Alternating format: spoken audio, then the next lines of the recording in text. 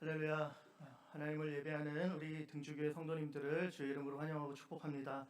각자의 처소 가운데 예배하는 자리에 하나님의 은혜가 임하기를 축복합니다. 함께 보실 하나님의 말씀입니다. 함께 볼 하나님의 말씀은 신약성경 누가복음 5장 1절부터 11절까지입니다.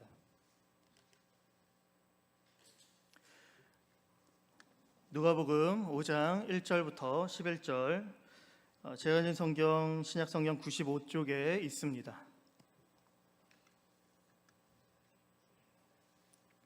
우리 1절부터 11절까지 교독하면서 읽도록 하겠습니다. 제가 먼저 1절 말씀 읽겠습니다.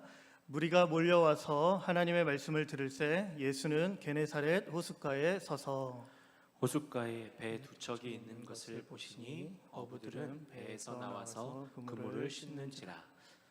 예수께서 한 배에 오르시니 그 배는 시몬의 배라 육지에서 조금 떼기를 청하시고 앉으사 배에서 무리를 가르치시더니 말씀을 마치시고 시몬에게 이르시되 깊은 데로 가서 그물을 내려 고기를 잡으라.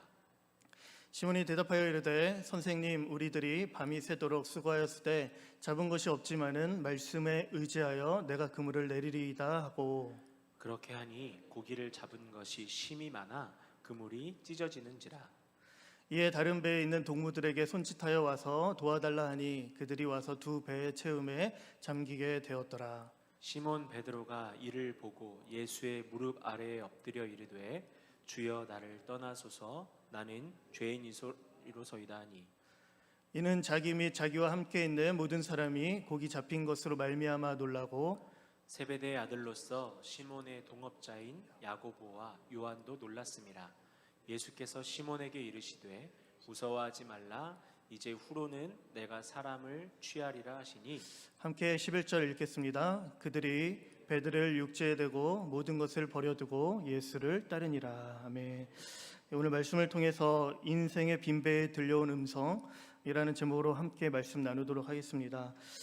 우리 성도님들 정호승 시인이 산문집을 냈는데요. 2006년, 2013년 내 인생의 한마디라는 시리즈의 책을 냈습니다. 많은 사람들에게 사랑을 받았는데요. 내 인생의 힘이 되어준 한마디, 또한 내 인생의 용기가 되어준 한마디라는 책들인 거예요. 한마디 한마디가 매우 중요하다라는 의미이겠죠. 그 중에 용기를 준 말 한마디를 소개하고 있는데요. 두 번째 책에서 이러한 문구가 있습니다. 모든 벽은 문이다. 그냥 듣기만 해서는 무슨 의미인지 모르시겠죠. 이 저자인 시인은요, 이 문구를 듣게 되면서 한 장면을 생각하게 되는데 우리가 많이 봤던 해리포터라는 영화입니다. 이 해리포터의 영화 가운데 한 장면이 등장해요. 거기에 주인공이 마법 학교를 들어가기 위해서요, 런던의 기차역에 들어갑니다. 그 기차역에 벽으로 서슴지 않고 뛰어 들어가는 거예요. 그러면 그 벽에 그냥 꽈당하고 부딪히는 게 아니라 그 벽을 통과해서 마법 학교로 가는 그 기차를 타는 곳에 이르게 되는 것이죠. 벽인 줄 알았는데 또 다른 세계로 들어가는 또 다른 문이다라는 거예요. 그러면서 이런 걸 보면서 어떻게 생각을 했느냐, 벽은 항상 굳게 막혀 있어서 이곳과 저곳을 차단함으로써 벽으로서의 존재의 가치가 있는데 시인은 이 장면을 통해서 모든 벽 속에는 막힌 것 같지만 또 다른 문이 열려 있다라는 거예요. 벽이 막혀 있어 우리의 삶에 이 벽이 절망스러운 벽으로 생각되어지지만 단순히 절망의 벽을 뛰어넘어 새로운 소망으로 우리를 인도하는 문과 같다라는 거예요. 그러면서 시인이요, 이런 시를 씁니다. 나는 이제 벽을 무너뜨리지 않는다. 벽을 타고 오르는 꽃이 될 뿐이다. 멋있지 않습니까? 우리의 생각과 관점을 완전히 바꾸는 것이죠.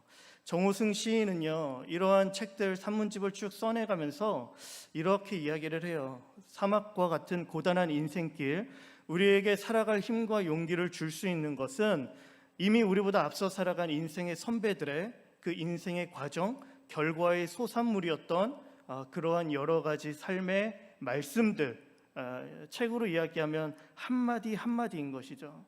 그 인생이 담겨져 있는 그 말 한마디가 고단한 인생길을 살아갈 우리에게 힘과 용기를 준다라는 겁니다. 말 한마디가 나를 살리고 다시 용기를 불어넣어 준다라는 거예요.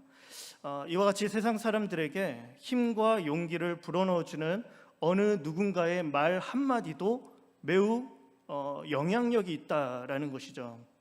동일하게 우리의 인생에서도 그와 같은 말 한마디 한마디가 필요한 것입니다. 오늘 본문에 보면 캄캄한 그 밤에 실패로 얼룩져 있어서 인생의 텅 빈 그 배에 망연자실하며 앉아있는 한 사람에게 한 음성이 들려오기 시작하는 거예요.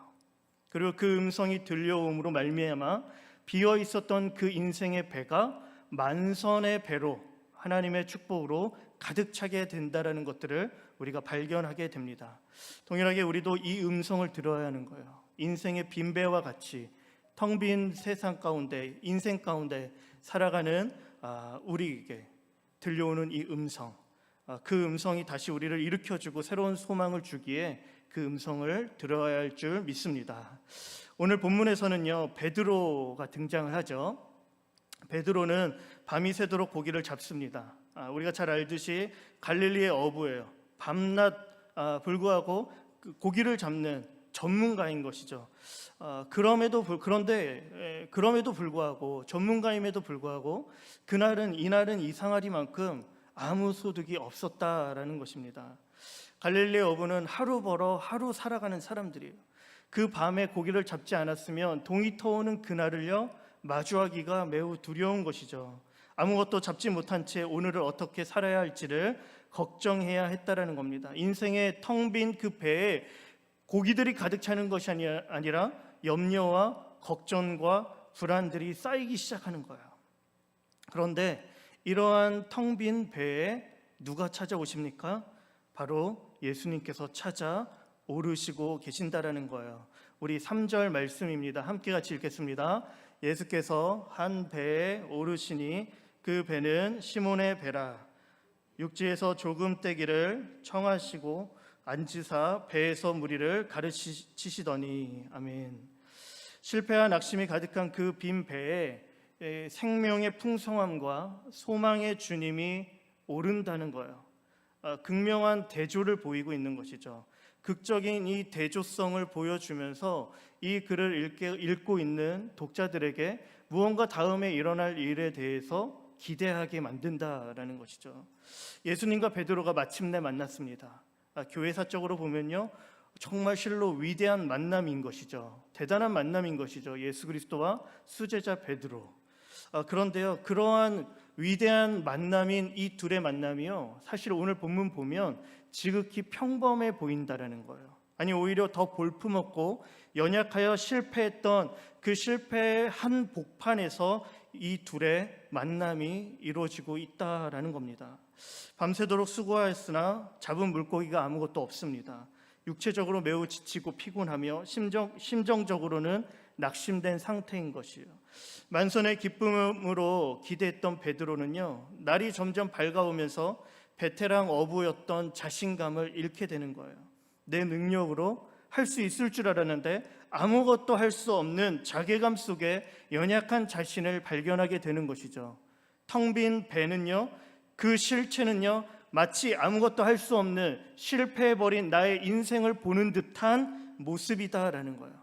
그러한 초라한 모습으로 베드로가 오늘 이 장면 가운데 등장하고 있습니다. 그런데 놀라운 것은 이러한 초라한 이 배에, 이 인생에 바로 예수님께서 오르기 시작한다는 거예요.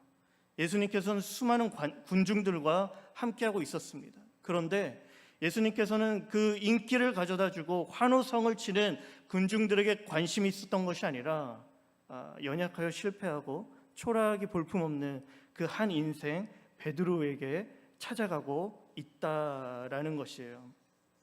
밤이 새도록 한 마리도 잡지 못해 지쳐있는 한 영혼입니다. 실패한 밤을 보내며 피곤함 가운데 한숨을 내딛으며 그물을 정리하는 한 인생인 거예요. 낙심하여 지친 영혼, 주님께서는요, 그 영혼을 바라보시고 그 영혼을 만나주시는 것이에요. 우리 성도님들, 이 모습들을 보면서 우리가 발견할 수 있는 은혜의 원리 한 가지가 무엇이냐면, 텅 비어있는 빈 배는요, 우리의 마음을 무너뜨리고 낙심시킵니다.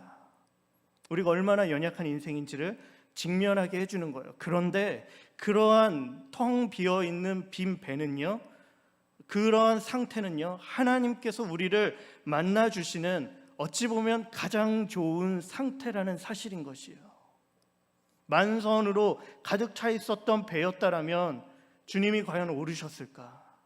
빈 배였기 때문에 오르시면서 베드로를 만나준 것이죠. 텅 빈 베드로의 인생 가운데 그 배에 오르셨듯이 동일하게 빈 배의 인생을 살아가는 저와 여러분들에게 예수님이 찾아오시는 줄 믿습니다. 그렇기 때문에 빈 배는요, 어찌 보면 아까 말씀드렸던 정호승 시인이 이야기한 모든 벽은 문이다. 절망인 줄 알았으나 새로운 소망으로 그 문이 연결되었던 것처럼 이 인생의 텅 빈 배는요, 절망인 것처럼 보였으나 그러나 주님을 만나는 새로운 은혜의 소망의 시작이었다라는 사실인 것이에요. 그렇다면 조금 더 구체적으로 우리의 인생의 빈 배는 과연 무엇을 상징하는 것일까요? 5절 말씀입니다. 우리 함께 같이 읽도록 하겠습니다. 선생님, 우리들이 밤이 새도록 수고하였을 때 잡은 것이 없지만은. 5절 상반부인데요, 여기에서 보면 우리가 밤새도록 수고했다라는 표현이 나와요. 헬라어로 보면요, 아래에 쓰여져 있습니다. 코피아 산테스라는 단어예요. 사실 이 5절 말씀에서 이 구절을요, 이 단어를 주목해야 합니다. 무슨 말이냐? 코피아 산테스는요, 수고하다라는 뜻의 코피아노라는 단어에서 파생되었어요. 이 코피아노, 수고했다라는 단어가 가장 먼저 쓰여진 단어는요, 히브리어로 창세기 3장 17절이에요. 어떻게 쓰여졌는지 우리가 보면, 땅은 너로 말미암아 저주를 받고 너는 내 평생에 수고하여야 그 소산을 먹으리라. 우리 성도님들, 누구에게 하신 말씀입니까? 하나님께서 아담에게 한 말씀이에요. 죄로 범죄하여서 동산에서 쫓겨나 살아갈 아담이 하나님으로부터 들은 말씀입니다. 이제는요, 동산 밖에서 어떻게 살아야 돼요? 수고해야 돼요. 땀 흘려야 돼요. 땀을 흘려야, 수고해야 그 소산의 열매를 먹을 수 있다라는 거예요. 아담의 죄로 말미암아 그 땅이 저주를 받습니다. 저주를 받은 그 땅에서의 소산물은요, 비옥함을 잃어버리는 거예요.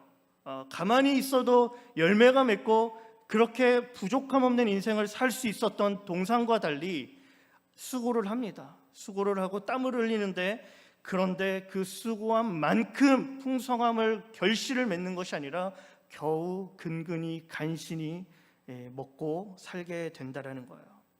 하나님의 은혜를 상실해서 죄로 인해 저주를 받은 이 상태에서는요, 하나님의 은혜가 없는 상태의 땅은요, 우리가 아무리 수고한다 한들, 우리가 노력하며 그 땀을 흘린다 한들 우리가 바라는 고기를 잡지 못할 수도 있다라는 사실인 것이에요. 우리의 수고와 우리의 노력이, 우리의 능력의 무능력함이 드러나게 된다라는 사실입니다. 이것이 바로 5절 말씀 이야기한 우리들이 밤이 새도록 수고하였을 때 잡은 것이 없지만은 이란 뜻인 것이에요. 우리가 살아가면서 어떻습니까? 우리에게 경력이 쌓이고 지식이 쌓여지면서 우리의 인생을 내가 스스로 컨트롤할 수 있다라고 생각합니다. 내가 내 삶을 이끌어갈 수 있다라는 거예요. 성공으로, 행복으로, 내가 우리의 힘으로 뭐든 할 수 있다라고 자신만만해합니다. 아마도 어부의 삶을 살았던 베테랑이었던 베드로도요, 이렇게 처음 물고기를 잡으려고 배에 올랐을 때는 그와 같은 마음이었을 거예요. 오늘 한번 많은 고기를 잡아보자. 동이 터오기 전까지는, 빈 배가 되기 전까지는 그 마음을 품었을지도 모릅니다. 그런데요, 잡은 것이 없는 빈 배의 현실 앞에서 자신의 한계를 마주하게 돼요. 내가 할 수 있는 것이 아무것도 없구나 인정하지 않을 수 없게 된다라는 겁니다. 우리가 베드로와 같지 않나 생각이 되어요. 우리가 우리의 힘과 지혜로 우리의 인생을 보다 더 나은 인생으로 이끌어 갈 수 있다라고 생각합니다. 내 힘으로 무엇이든 할 수 있다, 자신만만해 할 때가 있는 것이죠. 그러나 그러면 그럴수록, 그런 자신감을 가지고 살아가려면 살아갈수록 마주하고 경험되어지는 것이 무엇이냐면, 내 힘으로는 아무것도 할 수 없구나라는 사실인 거예요. 내 힘의 한계와 무능력함을 경험하며 인생의 빈 배에 절망을 경험하게 됩니다. 내 힘으로 할 수 없는 것이 정말 많구나 라는 것들을 느끼게 되는 것이죠. 우리의 인생이요, 씨를 뿌린다고 다 열매를 거두는 게 아니에요. 홍수가 났잖아요. 씨를 뿌렸습니다. 우리의 마음대로 됩니까? 우리의 마음대로 안 되는 거예요. 인생이 우리의 뜻대로 안 되는 거예요. 열심히 공부했습니다. 다 합격할까요? 떨어지는 사람이 생기는 거예요. 우리의 수고에 비해서, 우리가 공들인 땀 흘린 그 노력에 비해서요, 우리가 거둬들이는 결과는요, 한없이 초라할 때가 너무나도 많다라는 거예요. 최선을 다하고 수고를 다하는 인생에 그래서 필요한 것이 무엇입니까? 하나님의 은혜다라는 거예요. 그 은혜가 부어지기 직전에는요, 내가 아무리 고생하고 수고하였다 한들 아무것도 얻지 못한 상태, 그 상태가 무슨 상태예요? 오늘 베드로가 타 있는 빈 배의 인생이다라는 것이에요. 이와 같이 빈 배는요, 우리의 연약함과 한계입니다. 우리의 힘으로 아무것도 할 수 없는 상태, 동시에 무능력한 상태이지만요, 동시에 하나님의 은혜 없이는 살아갈 수 없습니다라고 고백할 수밖에 없는 상태다라는 거예요. 아마도 우리 성도님들 가운데 이러한 인생의 빈배를 타고 계시는 분이 계실지 모르겠습니다. 내가 열심히 살아봤는데, 성실히 누구보다도 최선을 다하며 살았는데, 그렇게 살아왔다라고 생각했는데 지금 와서 보니 무엇 하나 잘된 것이 없고 어떤 일 하나 잘 풀린 것이 없어. 길이 보이지 않고 마치 벽이 나를 가로막는 듯 느껴지는 분들이 계실지도 모른다라는 것이죠. 하는 일마다 실패하고 풀리지 않아 낙심되고 절망되는 사람들이 있다라는 거예요. 갑자기 실직을 당하게 되는 경우, 문을 닫게 되는 경우, 불현듯 찾아오는 건강의 위험들, 제 청년들 맡고 있는데 우리 청년들의 경우에는요, 취업을 하기 위해 그토록 노력해 왔는데 잘 풀리지가 않는 거예요. 왜 나만 이런 거지? 왜 나만 이렇게 안 되는 거지? 푸념하게 되고 낙심하게 됩니다. 수고하였으되 잡은 것이 없지만은 인생의 빈 배를 우리가 너무나도 실제적으로 경험하게 된다라는 거예요. 빈배의 현실이 참으로 우리를 아프게 하고 우리의 마음을 두렵게 합니다. 빈배에서 빨리 내려와 만선의 배를 타며 노를 젓고 싶어 하는 거예요. 이 배에서 나오고 싶은 것이죠. 그런데요, 이 배는요, 우리의 인생인지라 이 배를 부인할 수가 없는 거예요. 부정할 수도 없는 거예요. 갈아탈 수도 없는 거예요. 그 배에 앉아 캄캄한 바다에 출렁이는 파도 앞에서 고개를 숙일 뿐이다라는 것입니다. 그런데요, 우리 성도님들, 이것이 끝이라면 정말 절망이겠죠. 그런데요, 앞에서 말씀드렸던 것처럼 우리의 수고가 무능력으로 무시당하는 이 순간은 역설적으로는요, 오히려 하나님의 은혜가 임하는 놀라운 능력의 순간이다라는 거예요. 우리의 빈배의 인생은요, 놀랍게도 하나님이 우리에게 오실 수 있는 가장 좋은 절호의 타이밍이다라는 사실인 거예요. 우리 성도님들 한번 같이 저를 좀 따라해 주시면 좋겠습니다. 제가 먼저 읽고요, 따라 읽어주세요. 우리 인생의 빈 배는 하나님께서 우리를 찾아올 수 있는 가장 좋은 타이밍이다. 할렐루야. 이래서 소망이 있는 거예요. 우리 안에 소망은 무엇이에요? 찾아오시는 예수 그리스도라는 거예요. 우리에게 펼쳐져 있는 현실과 문제들은 산적하지만, 그러나 그러면 그럴수록 우리의 무능함이 드러나게 되지만, 그 가운데 그 순간에 그 자리에 주께서 찾아오신다라는 것이에요. 베드로의 배에 오르신 예수님은요, 우리의 빈배에도 찾아오시는 줄 믿습니다. 빈배에 오르셔서 우리와 함께 하시고 우리의 수고의 무능력을요, 은혜의 풍성함으로 바꿔주시는 것이에요. 그렇게 우리의 인생의 빈배를 마주하고 있을 때 우리의 태도와 반응은 절망과 탄식이 아니라, 그러면 그럴수록 더 하나님을 바라보는 거예요. 더 하나님을 구하는 거예요. 하나님을 찾는 거예요. 주님, 내 인생이 찾아와 주십시오라고 그렇게 목 놓아 소리 부르며 주님을 붙잡기 시작해야 한다라는 거예요.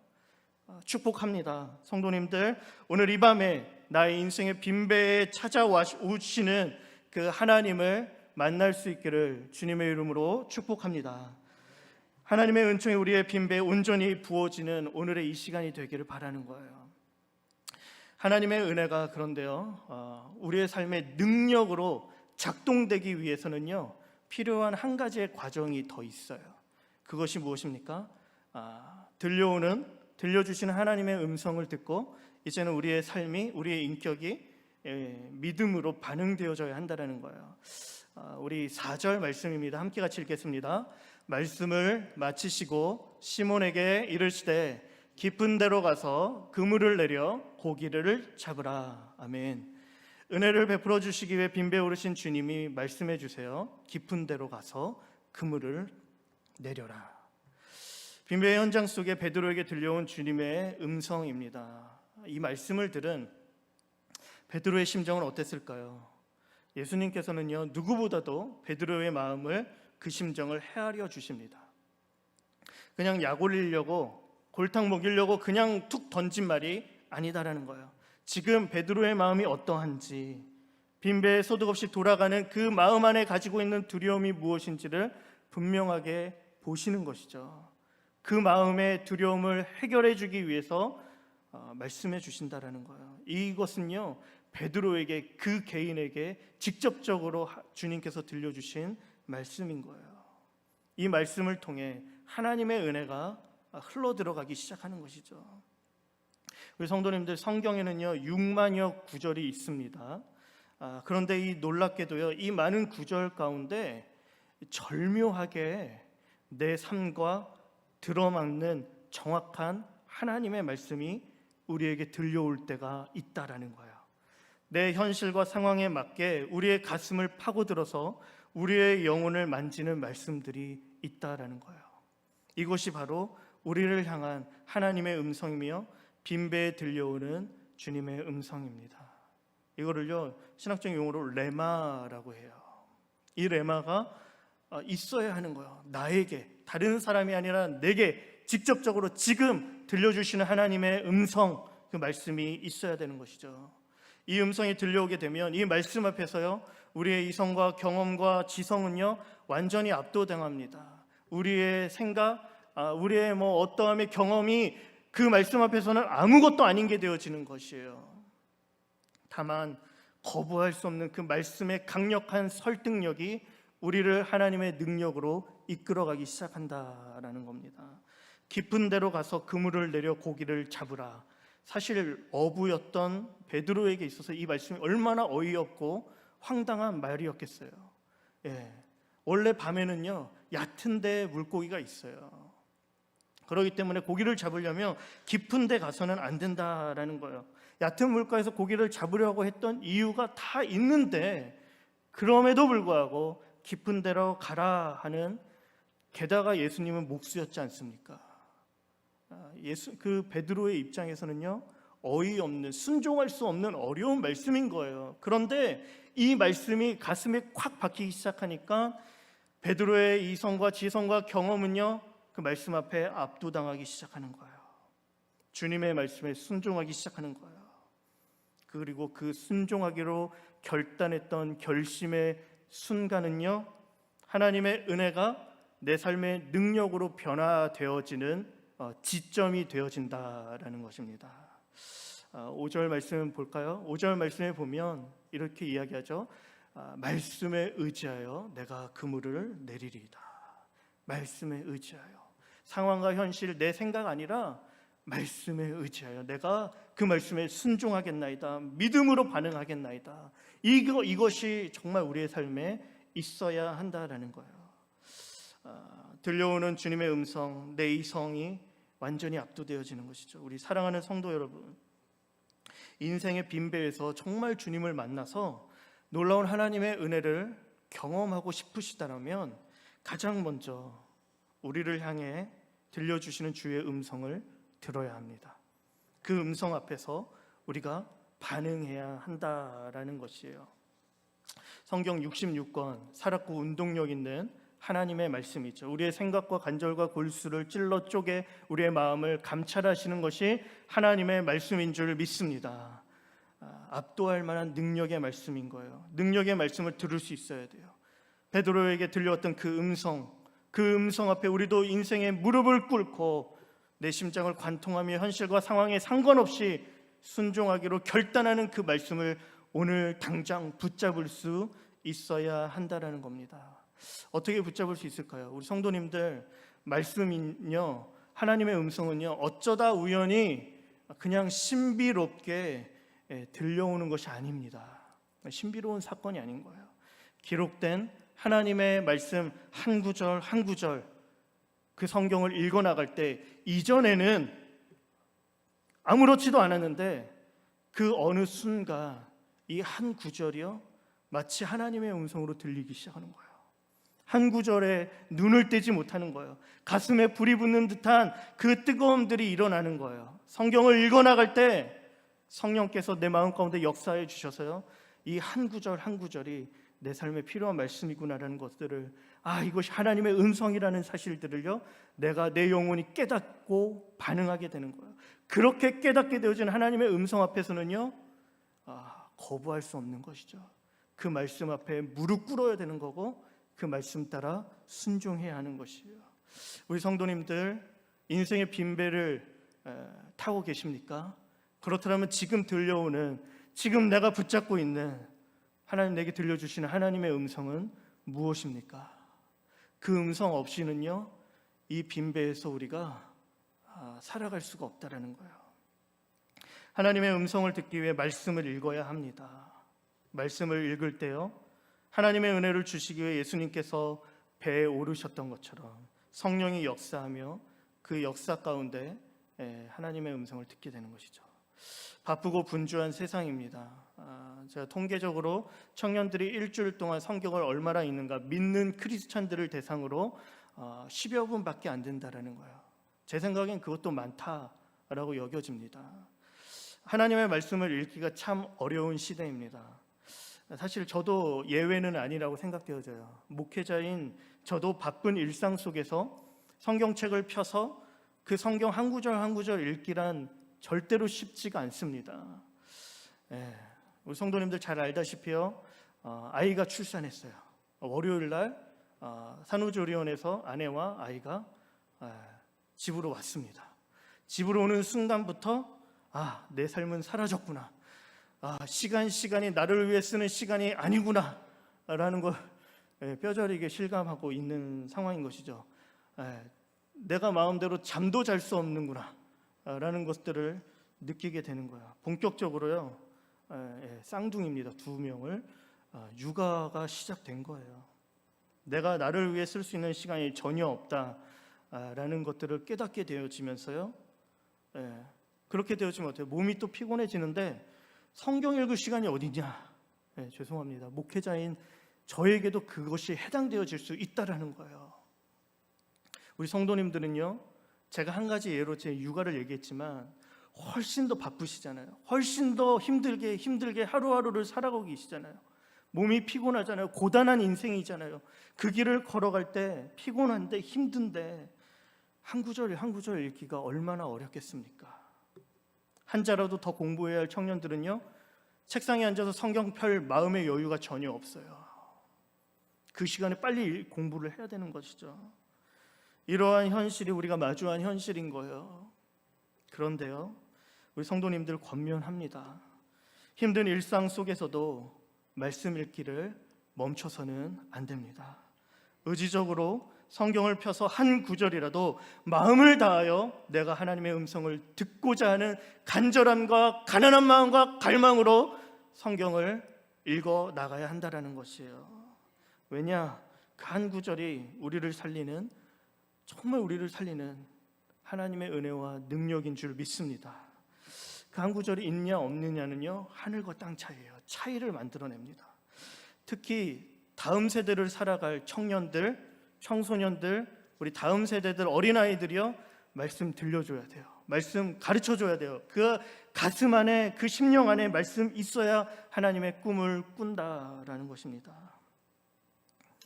성도님들의 인생 속에서 들려왔던 주의 음성을 한번 기억해 보십시오. 지난날 인생의 빈 배에서 들려왔던 그 하나님의 음성을 붙잡지 않았습니까? 그 말씀을 붙잡고 우리가 이겨냈고 험한 풍파와 풍랑을 이기며 여기까지 온 거예요.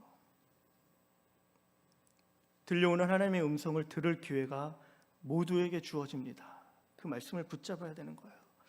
저의 인생에도 인생의 빈배를 마주하고 있을 때 주님께서 찾아와 들려줬던 음성이 있습니다. 하나님의 말씀이죠.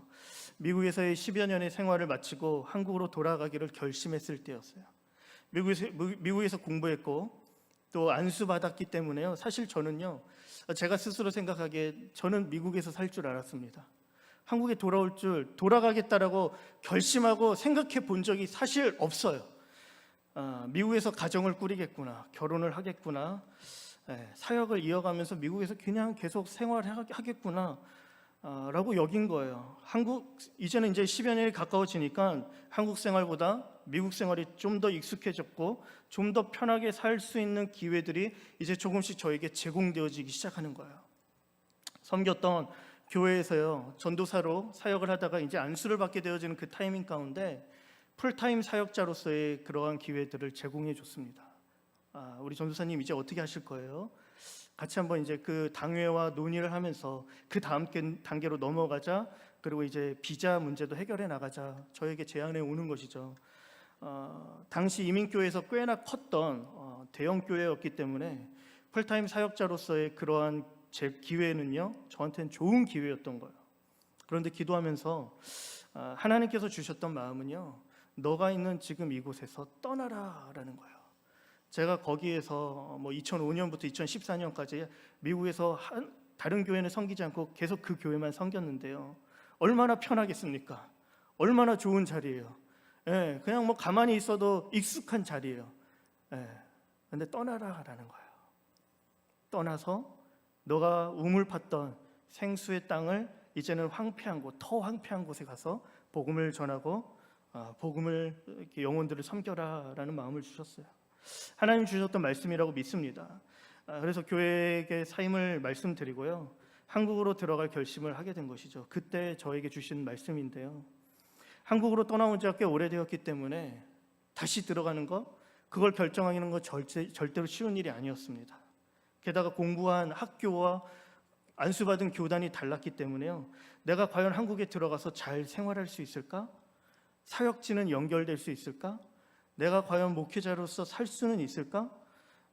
30 중반의 사역지도 찾지 못한 채 그냥 백수로 지내는 건 아닐까? 동원할 수 있는 인맥도 없었지만 그래도 한번 인맥을 동원해 봐서 한번 사역지를 한번 알아볼까? 그러한 염려와 걱정과 불안이 저에게 이제 조금씩 엄습해 오는 것이죠. 그러한 순간 가운데 하나님 어떤 말씀을 주셨냐면요, 여호수아 1장 9절이에요. 내가 내게 명령한 것이 아니냐? 강하고 담대하라. 두려워하지 말며 놀라지 마라. 내가 어디로 가든지 내 하나님 여호와가 너와 함께 하느니라 하시니라. 아멘. 한국으로 아무것도 결정하지 않은 채 들어가기로 결심한 저의 마음, 불안해하는 마음을 하나님 아셨던 거예요.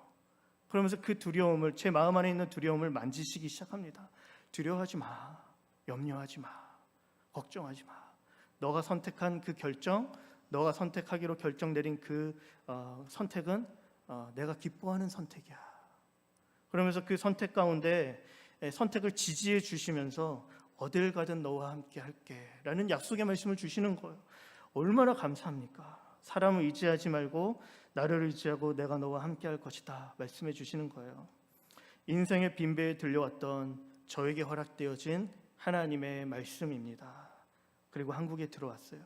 2014년에 들어와서 2020년 어느덧 7년째 되어집니다. 지난 날을 돌아보면요, 약속의 말씀처럼 하나님 늘 항상 저와 함께 해주셨어요. 들어가면 사역지 연결될 수 있을까? 불안해하고 염려했던 저의 마음이었는데요, 이미 좋은 교회들을 하나님 예비해 주셨어요.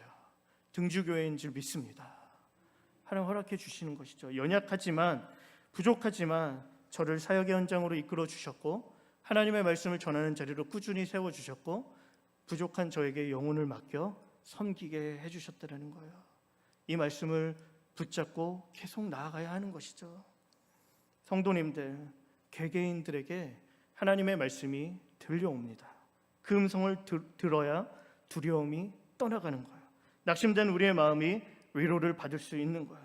다시금 하나님의 사명으로 뜨겁게 꿈을 꾸며 믿음으로 삶을 살아낼 용기가 생겨난다라는 겁니다. 베드로가 말씀에 반응해서 깊은 데에 가서 그물을 내립니다. 놀라운 하나님의 은혜를 인생의 빈배에서 마침내 경험하게 되는 것이죠. 우리 6절 7절 함께 같이 읽겠습니다. 그렇게 하니 고기를 잡은 것이 심이 많아 그물이 찢어지는지라. 이에 다른 배에 있는 동무들에게 손짓하여 와서 도와달라 하니 그들이 와서 두 배에 채움에 잠기게 되었더라. 아멘. 말씀에 의지하여 그물을 내린 후에 어떻습니까? 자신의 수고로 누릴 수 없었던 무능력했던 빈배였는데 이제 그 빈배에 하나님의 은혜의 산물이 차고 넘쳐나는 거예요. 빈배에 불과했던 그 인생에 배를 채울 수 있는 하나님의 은혜가 부어지고 내 배만 채우는 것이 아니라 동료들의 배까지 채우는 그 배를 채워주는 복된 인생을 살 수 있게 되었다라는 거예요. 말씀을 듣고 그 말씀에 반응하였더니 이러한 놀라운 일들이 일어나는 것이죠. 이러한 놀라운 은혜와 능력을 주시는 예수님을요, 베드로가 진정한 나의 주다라고 인식하며 주님 앞에 무릎 꿇습니다. 우리 성도님들, 진정한 인생의 빈 배는요, 무엇인 줄 아십니까? 그 배 안에 고기가 없는 게 문제가 아닌 거예요. 사실 진짜 문제는요, 빈 배의 결정적인 문제는요, 우리 인간 본연의 죄성인 것입니다. 그 누구도 해결할 수 없는 죄, 그 아무도 이 죄의 문제를 해결할 수 없는데 이 빈배의 문제를 안고 항상 우리가 출렁이는 파도와 그 바다에서 살아가는데, 이 문제를 누가 해결해 주는 거예요? 예수 그리스도가 해결해 주는 거예요. 엎드려 주여 나를 떠나소서 나는 죄인이로소이다 고백하게 되는 것이죠. 빈배의 인생을 만선의 생명으로, 죄된 인생을 생명으로 이끌어 줄 수 있는 유일한 분, 예수 그리스도. 그분 앞에 나의 구주라고 고백하기 시작하는 것이죠. 그 고백이 터져 나와야 진짜 이 배의 문제를 해결할 수 있습니다. 이렇게 고백하는 베드로에게요, 예수님께서 사명을 주시고 나를 따르라 합니다. 우리 마지막입니다. 함께 같이 읽도록 하겠습니다. 세베대의 아들로서 시몬의 동업자인 야고보와 요한도 놀랐습니다. 예수께서 시몬에게 이르시되 무서워하지 말라, 이제후로는 내가 사람을 취하리라 하시니. 아멘. 11절은요, 모든 것들을 버려두고 예수를 따르니라. 인생의 빈배에 들려왔던 주의 음성을 듣고 나니 인생이 완전히 바뀌는 거예요. 인생의 전환점이 생기는 거예요.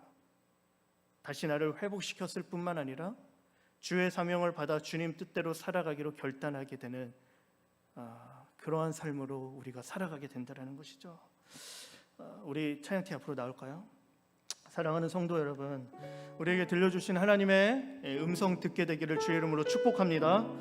말씀 한 구절 한 구절이 하나님의 음성인 거예요. 그 말씀을 들으면 은혜를 주시고자 하는 하나님의 능력을 경험하게 됩니다. 더 이상 빈배의 인생이 아니라 그물처럼 끊어질 고기를 경험하고 그걸로 나만 누리는 것이 아니라 동료들까지 채워주는, 부족함을 흘려보내는, 더 나아가 하나님의 사명을 붙잡고 이 땅에 고기가 중요한 것이 아니라 다 버려두고 정말 구원자 되신 생명주 되신 유일한 예수 그리스도를 오직 주님만 따르겠습니다 따르며 살아가는 그러한 인생으로 바뀌어지게 된다는 거예요. 오늘 이 밤에 인생의 빈배를 타고 낙심과 절망 가운데 있는 성도님들, 하나님 오늘 이 시간 만나시고요, 말씀으로 위로받으시고 도전받으시고 하나님의 꿈을 꾸고 다시금 주의 사명으로 뜨겁게 되어지는 귀한 밤이 되기를 주의 이름으로 축복합니다. 이 시간 우리 들은 말씀 가지고 함께 찬양하며 나아가도록 하겠습니다. 전능하신 나의 주 하나님을 능치 못하실 일 전혀 없네. 우리의 모든 간구도 우리의 모든 생각